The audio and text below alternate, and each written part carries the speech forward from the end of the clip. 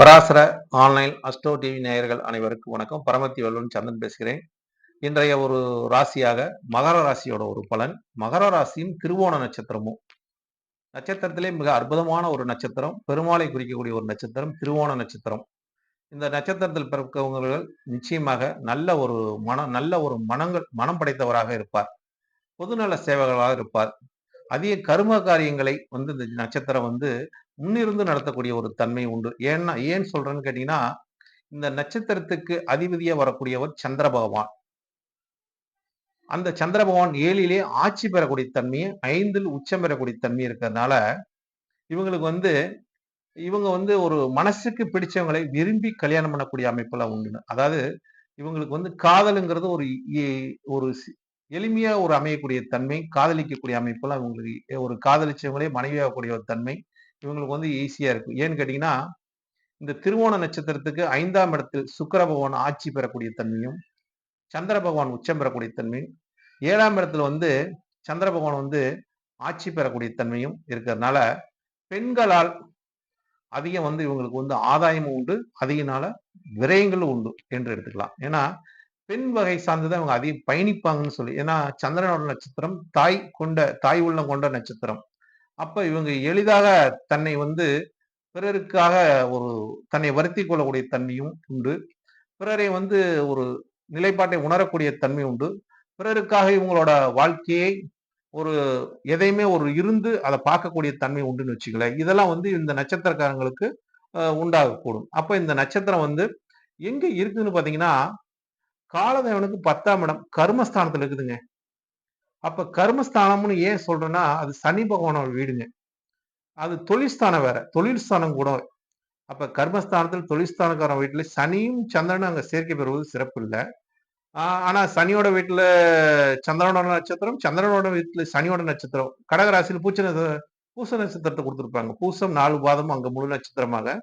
இங்க மகர ராசியில் பார்க்கும்போது திருவோண நட்சத்திரம் 4 பாதமும் இங்க வந்துருச்சுன்னு வச்சுக்கோங்களேன். அப்ப திருவோணத்தில் பிறப்பவங்கள் எப்பொழுதுமே சிறப்புமிக்க ஒரு நபர்கள் தான். இவங்களை குறை சொல்வது என்பது அரிது. இவங்கள்ட்ட குறைய கண்டுபிடிக்க முடியாது. அப்ப அந்த அளவுக்கு தன்னை இருப்பாங்க, வச்சுக்குவாங்கன்னு அர்த்தம்னு வச்சுங்களேன்.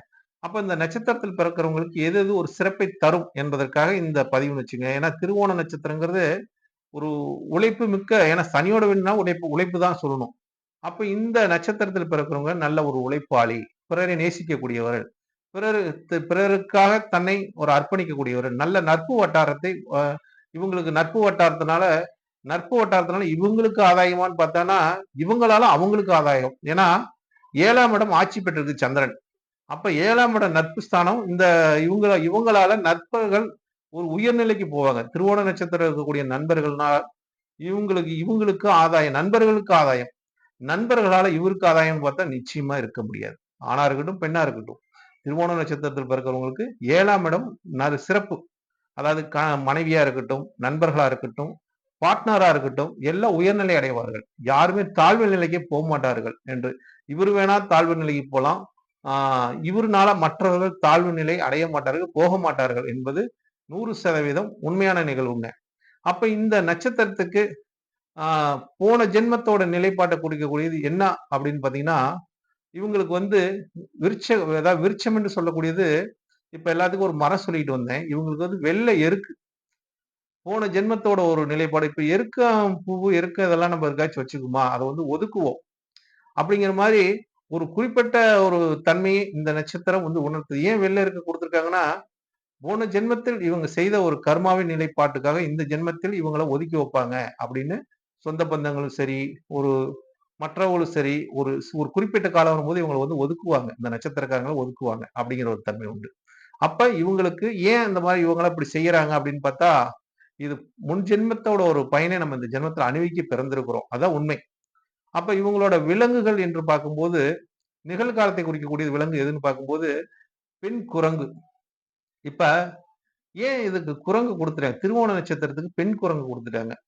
அதாவது இவங்க ஏதோ ஒண்ணு செஞ்சுக்கிட்டே இருப்பாங்க. இப்ப நம்ம ஒரு பழமொழி சொல்லுவோம். குரங்கு கிட்ட கொண்டு மாலையை கொடுத்துட்டு என்ன பண்ணும்? அது பிச்சு பிச்சு பிச்சு பிச்சு பிச்சு போட்டுரும். அதுக்கு அது மாலைன்னு தெரியாது. அது பிச்சு போடும். அது அது கையில கிடைச்சுன்னா ஏதோ ஒண்ணு அதை பிச்சுக்கிட்டே இருக்கக்கூடிய தன்மை உண்டு. அப்ப இவங்க கிட்ட அந்த ஒழுங்குத்தன்மைங்கிறது இருந்துச்சுட்டா சிறப்பு இருக்கும். அந்த எந்த ஒரு நிலையில் நம்ம ஒழுங்காவணும், ஒழுங்கு பெறணும் அப்படிங்கிற தன்மையை உணர்ந்து செயல்பட்டாங்கன்னா, அந்த மாலை வந்து இறைவனுக்கு போய் சேரும். அது பிச்சு போட்டா யாருக்கும் சேராம அந்த மாலையோட சேதாரம் ஆகிவிடும் என்பது அந்த நிகழ்காலத்தை இவங்களுக்கு நடக்கக்கூடிய நிகழ்காலத்தை சொல்லக்கூடியது. அதனாலதான் அதுக்கு வந்து அந்த பெண் குரங்க சொல்லிட்டாங்கன்னு வச்சுக்கங்களேன். அப்ப இவங்களோட எதிர்காலத்தோட சொல்லக்கூடிய நிகழ்வு எந்த ஒரு பறவையை கொடுத்துருக்காங்கன்னு பாத்தீங்கன்னு வச்சுக்கோங்க. இந்த நாரைங்கிற கொக்கு. இந்த கொக்குலாம் பாத்தீங்கன்னு வச்சுக்கங்க, எதிர்காலத்தை குறிக்கக்கூடிய இந்த பறவை இவங்களுக்கு கொடுத்துருக்குது. ஏன் இந்த நட்சத்திரத்தை கொடுத்துருக்காங்கன்னா, இந்த பறவை நாரைங்கிறது ஒரு குறிப்பிட்ட ஒரு நீர்நிலையில மட்டும்தான் இது போய் பார்க்க முடியும். அதிகமா நீர்நிலையில. ஏன்னா, திருவோண நட்சத்திரமே ஒரு நீர்நிலையை குறிக்கக்கூடிய அந்த மகர ராசியே ஒரு நீர்நிலைக்கு உண்டான ஒரு தன்மை. இந்த பறவைகளும் அந்த நீர்நிலையில காத்து கொண்டிருக்கும்.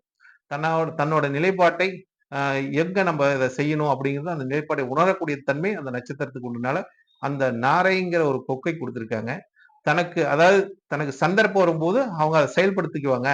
சந்தர்ப்பத்தை பார்த்து காத்திருப்பாங்க. சந்தர்ப்பத்துக்காக காத்திருக்கக்கூடிய நட்சத்திரம் திருவோண நட்சத்திரம் என்று எடுத்துக்கலாம். அப்ப இவங்களுக்கு ஆதி தேவனா அதாவது அதி தேவதையாக வரக்கூடியது எதுன்னு பாத்தீங்கன்னு வச்சுக்கோங்களேன். அதாவது மகாவிஷ்ணுவே வரார். மகாவிஷ்ணுவை இவங்க வந்து வழிபடுவது அது திருவோண நட்சத்திரம் வரும் நாள் அன்று இந்த நட்சத்திரக்காரங்கள் மகாவிஷ்ணுவை வழிபடுவது, மகாவிஷ்ணுனுக்கு ஒரு தேங்காய் பழம் வச்சு அவங்களுக்கு வந்து அந்த ஏன்னா தேங்காயை வந்து உடைக்கும் போது பாத்தீங்கன்னா வெள்ளையா சுத்தமா இருக்கும். அந்த மாதிரி இந்த திருவோண நட்சத்திரக்காரங்க மனசும் அந்த மாதிரி இருக்கும். அதனால அவங்க வந்து இந்த திருவோண நட்சத்திரம் அன்னைக்கு இவங்க வந்து அந்த மகாவிஷ்ணுவை வழிபடும் போது இவங்களுக்கு எவ்வளவு பெரிய பிரச்சனை இருந்தாலும் அதுல இருந்து வெளியே வரக்கூடிய தன்மை உண்டு. மகாலட்சுமி வழிபடும் போது இவங்களுக்கு ஒரு சிறப்பை தரும்னு வச்சுங்களேன் அப்படிங்கிற ஒரு தன்மை உண்டு. அப்ப இவங்களுக்கு வெற்றி சின்னமாக வரக்கூடியது நம்ம வந்து எப்படி இந்த கல்யாண வீட்ல எல்லாம் வந்து ஒரு மேளதாளம்லாம் இருக்கும். அந்த மேளத்தை வாசிப்பாங்க. அந்த மங்கள வாத்தியம்னு சொல்லுவோம். அந்த மங்கள வாத்தியத்தை இவங்க கேட்க கேட்க வாழ்க்கையில் அதிக மங்களத்தை ஏற்படுத்தும் நண்பர்களே. அதனால இவங்க அதிக மங்கள வாத்தியத்தை ஒரு போன்லயோ ஒரு வீட்லயோ அதிகமா இவங்க கேட்க கேட்க நல்ல வைப்ரேஷன் கொடுக்கும், எனர்ஜி கொடுக்கும் அப்படிங்கிற ஒரு தன்மையெல்லாம் உண்டு. அதே மாதிரி மலர்களிலே அல்லி மலர் இவங்களுக்கு மிக உகந்தது இந்த நட்சத்திரக்காரங்களுக்கு. அதை வந்து இவங்க பூஜைக்கு வைப்பதோ, இவங்க வச்சுக்கிறதோ, இவங்க அதை வந்து பார்ப்பதோ, வீட்டுல வச்சுக்கிறதோ இதெல்லாம் சிறப்பை தரும். அது மாதிரி இந்தந்த ஒரு நிலைப்பாடு இவங்களுக்கு ஒரு சிறப்பை தருகிறது.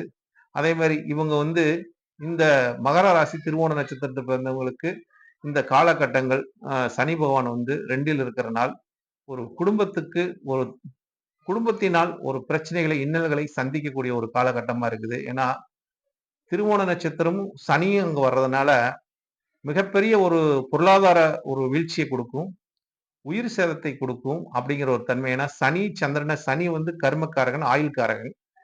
சந்திரன் வந்து மனக்காரகன். இவங்க 2 பேரும் வந்து ஒரு சந்திரன் வேகமா பயணிக்கக்கூடிய கிரகம், சனி சுலோவா பயணிக்கும். அப்ப இந்த 2 கிரகம் ஒன்று சேர்ந்தா புணர்ப்பு தோஷம் என்று சொல்லக்கூடியது. அதனால பொருளாதார நிலையில ஒரு இந்த குடும்ப ஏழ்ரை நடக்கிறதுனால குடும்பத்துக்கும் சரி, இவங்களுக்கு ஒரு தனங்காசுகளும் சரி, பொருளாதார நிலையில கொஞ்சம் சரிவை கொடுக்குங்க. நிச்சயமா கொடுக்குங்க. அதெல்லாம் வந்து தாங்கக்கூடிய சக்தி இருக்கான்னு பார்த்தா, நிச்சயமாக இந்த குரு பகவான் உங்களை பார்க்கிறாரு. அதாவது குரு பார்க்க கோடி நன்மைன்னு சொல்லுவாங்க. குரு வந்து உங்களோட பூர்வ புண்ணியத்திலிருந்து 5ஆம் இடத்திலிருந்து உங்களோட ஆள் மனசு என்று சொல்லக்கூடிய உங்க குலதெய்வத்தோட அனுகிரகம் இருந்து பார்க்கறதுனால பாக்கியங்கள் உண்டு. அப்ப குலதெய்வத்தை நீங்க வழிபட வழிபட உங்களுக்கு இந்த பொருளாதார இழப்பும் சரி, குடும்பத்துல இருக்கிற ஏழ்றையும் சரி, இதெல்லாம் வந்து பெரிய ஒரு பிரச்சனையை கொடுக்காதுங்க. அதனால இதெல்லாம் வந்து ஒரு சரி செய்யக்கூடிய ஒரு தன்மை. குலதெய்வ வழிபாடு அது உங்களுக்கு பெண் தெய்வமா அதிகமா இருக்கும். இந்த நட்சத்திரத்தில் பிறக்கிறவங்களுக்கு பெண் தெய்வம் தான் அதிகமா வரும். திருவோண நட்சத்திரக்காரங்க அத்தனை பேர்த்துக்குமே சொல்றேன். பெண் தெய்வங்கள் அதிகமா வரும். அதே மாதிரி இவங்க மகாலட்சுமி வழிபடுவது சிறப்பு. குலதெய்வத்தை வழிபடுவது சிறப்பு. பெருமாளை திருவோண நட்சத்திரம் அன்றை வழிபடுவது ஒரு சிறப்பை தருங்க. மத்த நீங்க எதுவுமே செய்ய தேவையில்லை என்னை பொறுத்தளவுக்கு. இதை செஞ்சுட்டு வந்தீங்கன்னாவே உங்களுக்கு என்ன பிரச்சனைகள் வந்தாலும் அதெல்லாம் வந்து ஒரு சரியாகக்கூடிய தன்மையெல்லாம் உண்டு.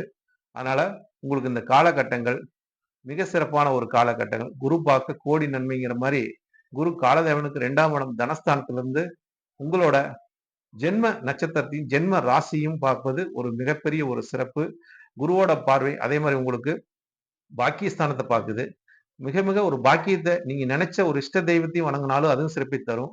ஒரு பாக்கியத்தை தரக்கூடிய அமைப்பும் அதே மாதிரி உங்களுக்கு 7ஆம் பார்வையாக 11ஆம் இடத்தை பார்ப்பது நினைச்சதை ஒரு அடையக்கூடிய ஒரு தன்மையும், நினைச்சது ஒரு நிறைவேறக்கூடிய தன்மையும், மன ரீதியாக எல்லாமே உங்களுக்கு மனது ரீதியாக நடக்கக்கூடிய ஏன்னா திருவோண நட்சத்திரமே மணக்காரகனோட ஒரு நட்சத்திரம், சந்திரனோட நட்சத்திரம். அப்ப இந்த நட்சத்திரம் வந்து பௌர்ணமி தினத்தில் உங்களுக்கு ஒரு பௌர்ணமி வழிபாடு மிக மிக ஒரு யோகத்தை தரும் நண்பர்களே. இதை அறிந்து இதை நீங்க கடைபிடித்து வந்தீங்கன்னா, உங்களுக்கு வந்து வாழ்க்கையில மிகப்பெ மிகப்பெரிய ஒரு யோகத்தையும், மிகப்பெரிய ஒரு பாக்கியத்தையும் இந்த நட்சத்திரம், இந்த ராசியும் உங்களுக்கு அமைஞ்சது. நீங்க செய்த போன ஜென்மத்தோட ஒரு புண்ணியத்தினால் இந்த ராசியில் பிறந்திருக்கிறீங்க நண்பர்களே. நன்றி, வணக்கம். வாழ்க வளமுடன். பரமத்தி வேலூர் சந்திரன்.